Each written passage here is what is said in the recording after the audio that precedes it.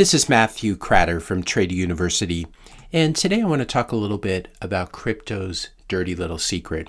And this video is prompted by all the responses that I got in two places. First of all, yesterday, Michael Saylor was kind enough to retweet another one of my videos. And if you scroll down and look at the comments, you'll see a common pattern, as well as in the previous day's video, in which I was arguing that Ethereum is a security. You'll see a lot of comments like, why are you so obsessed with bashing Ethereum? Such a maxi pad cope. Why do you keep dividing people? Dude, just stay in your own Bitcoin lane. Why do you have to keep criticizing someone else's coins? Why are you encouraging the SEC to force Ethereum to register? These kind of comments. And so I wanted to respond to them in today's video. And I have to start by saying that I definitely envy the naivete of these commenters. They sound a lot like someone who's living in London during World War II, advocating for unilateral disarmament while the bombs are falling on their very street and family. So what are these people missing when they make comments like this?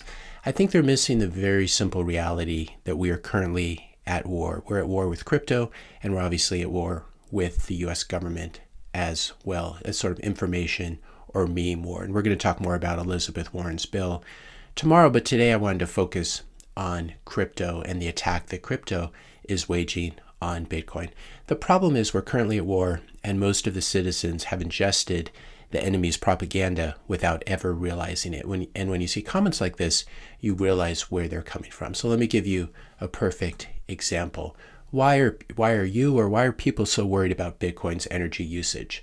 It's really weird if you think about it. Where do you think the idea even came from? Because how come there's so many people who never in their entire life have been worried about how much energy dishwashers and washing machines and dryers use, but suddenly they're completely worried about Bitcoin's energy usage? After criticizing Bitcoin's energy usage online, do these people go outside to hang their sheets to dry, their bed sheets to dry in the backyard, so that they don't use their dryers? So the question is, where do you think these critiques of Bitcoin come from? They're very common now, but they have a common source. And that source is they come from elaborate marketing campaigns that are funded by altcoiners. And I just wanted to cover that in this video so people really realize what we're up against and how this propaganda war against Bitcoin is being funded. Here's an article that we talked about a few months ago. We have Ripple, XRP Ripple co-founder Chris Larsen providing $5 million to groups like Greenpeace to lobby to change Bitcoin's code and instead to encourage people to use proof of stake coins. So this has been a huge source of funding. If you go online, you'll see a huge connection between XRP, Ripple, and a website called Digiconomist, as we can see in this tweet, talking about the amount of Bitcoin's energy usage. I've heard through the grapevine, I haven't been able to find this online, that Digiconomist is actually being funded directly by Ripple. So if you know more about that, or if you can find a credible link, I don't want to accuse them of doing something that they're not.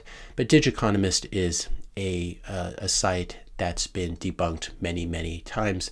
They do propaganda against Bitcoin. And it's interesting how often this propaganda is cited by Ripple. So I think there may be a connection there that we might be able to tease out.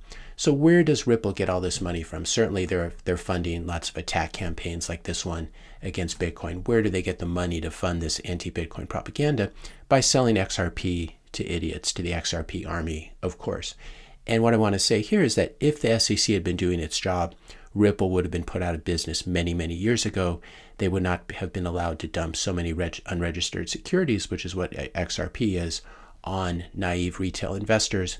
And as a result, you would not be seeing this sort of propaganda in the mainstream press. You would not have Ripple funding this. Now, who else has been funding anti-Bitcoin propaganda? It's this guy, of course. Fortunately, he's been taken out. But Sam Bankman-Fried, SBF, used his ill-gotten gains from printing up air tokens like FTT and stealing customer funds, as we now know. And he used this money in many different ways in Washington, D.C., but one of the ways he used it was to try to bribe the CFTC, which I believe is actually located in Chicago, but he tried to bribe the CFTC into taking over regulation of crypto. And he dangled, there's this bill in Congress that we're going to talk about, where he dangled all the fee revenue that the CFTC would get if they were able to regulate all crypto except for, including Bitcoin, I should say. So SBF was deathly afraid of the SEC and what they would do to his pile of unregistered securities. Here's a great tweet from Corey Clipston over at Swan Bitcoin. The only way A16Z, which we're going to talk about, Coinbase, Vitalik Buterin, and other crypto scammers can keep their grift going is to dangle millions in funding in front of the CFTC so they'll wrest oversight of crypto from the SEC. And then another tweet from August 3rd, the regulatory turf war is being encouraged and funded by the big money crypto scammers like A16Z and Coinbase. They're trying to get anyone other than the SEC to regulate them, because otherwise the free money scam machine stops.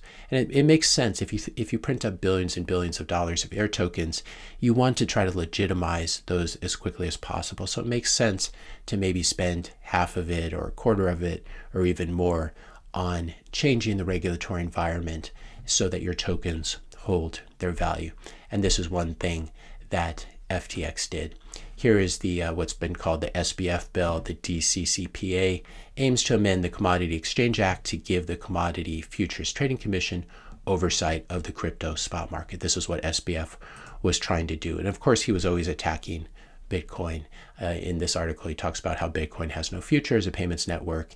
Turns out it was actually FTX and Sam Bankman-Fried that did not have a future. So thank goodness that SBF and FTX and Alameda are out of the funding picture now. That's one big source of funding gone. And we're seeing a reversal over at the CFTC, where the chief of the CFTC has said that Bitcoin is now the only commodity in the wake of the FTX collapse. He's seen the writing on the wall, and he's no longer seeing that funding coming. And so he's going back to what's clearly obvious, that Bitcoin's a digital commodity and almost every other crypto is a digital security. And even if you have something like Dogecoin or something that might be a digital commodity, I'm not sure in the case of Dogecoin or maybe Litecoin, it doesn't make these good investments. That's the other thing to keep in mind. So who else has been funding this anti-Bitcoin propaganda? The really, really big elephant in the room as well is the venture capital firm out of Silicon Valley, Andreessen Horowitz, also known as A16Z. They have done over the past year a huge lobbying push in Washington, D.C. I'm not going to go into all the details, but I'll link to these articles in the description notes below.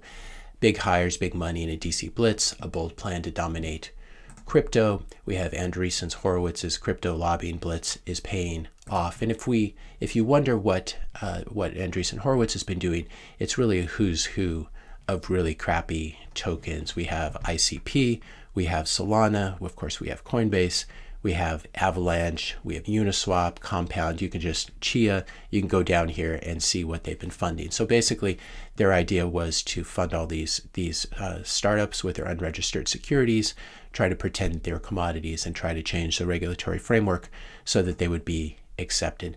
This has not turned out too well for them, as Corey Clipston, again, of Swan Bitcoin, points out here. Why do all the A16Z cryptos have the same chart? They all look like this. They're pump and dumps is what they are.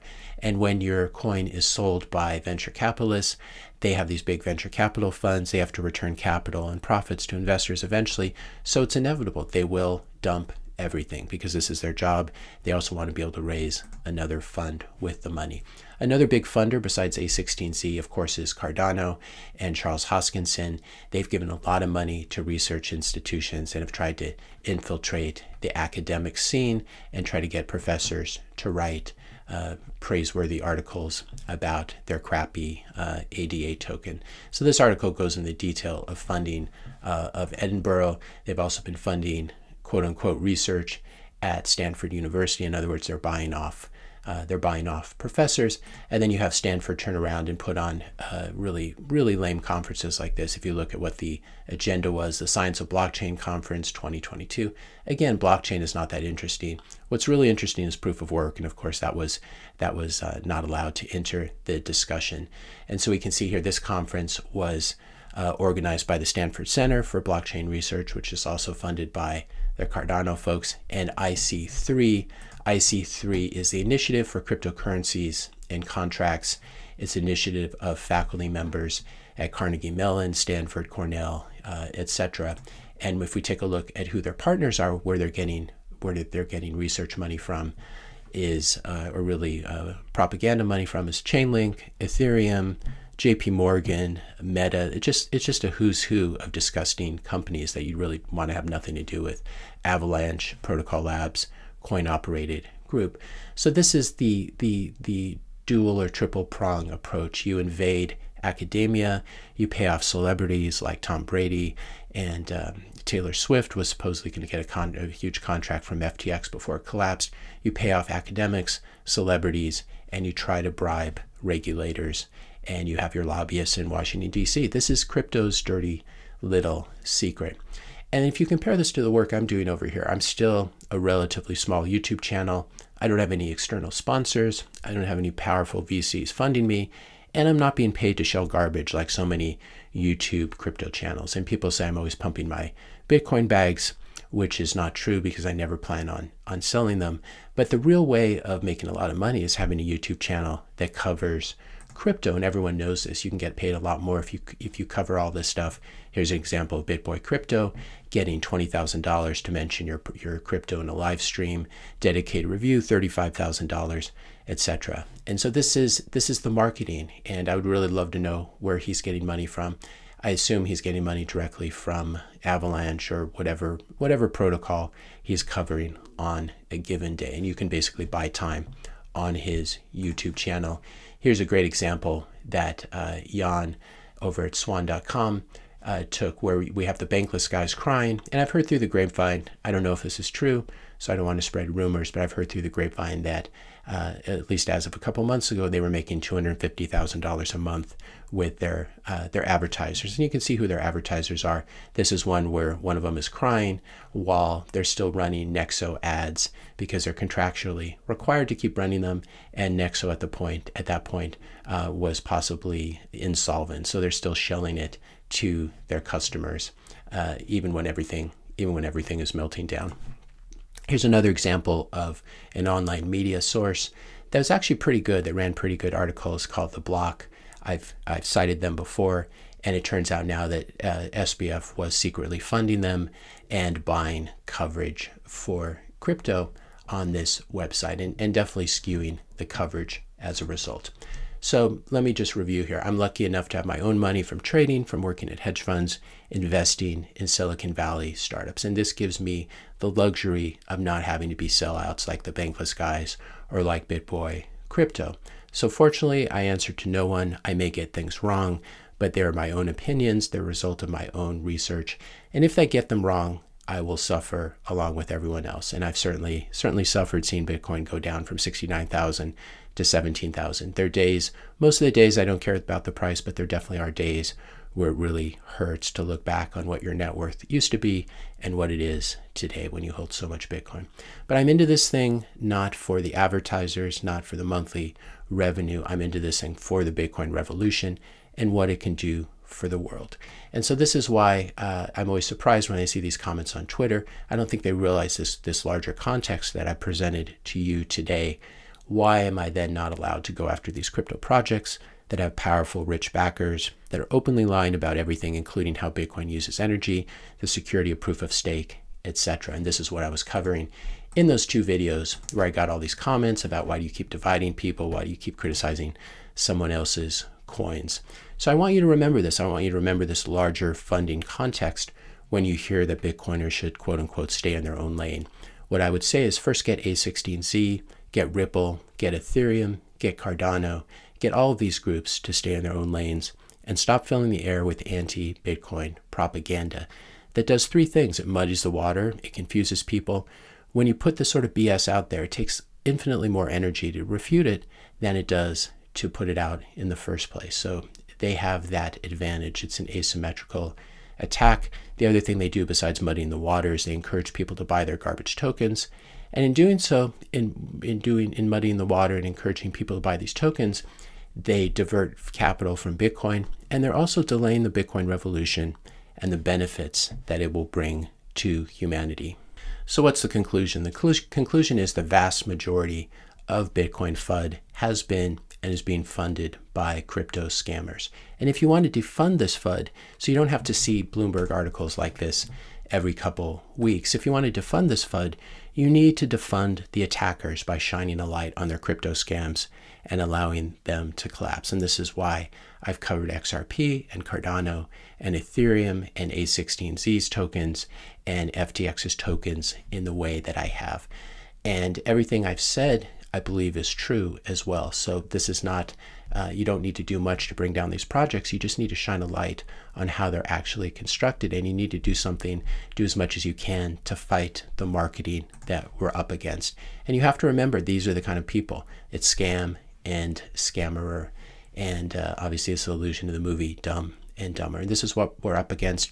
We're up against these sort of funding sources and these propaganda sources. So I'd encourage you, when you see these kind of comments online, and I'm not very active on Twitter, I would respond to these people, but you can maybe link to this video and point out that what's happening here is we're seeing a lot of propaganda that's being funded by these altcoiners, by these shitcoiners, and their scams. If you found this video helpful, be sure to hit that subscribe and like buttons. Hit the notification bell if you want to be notified when I publish my next video. And let me know your questions and comments in the comment section below. Thanks a lot for watching, and I'll see you in the next video.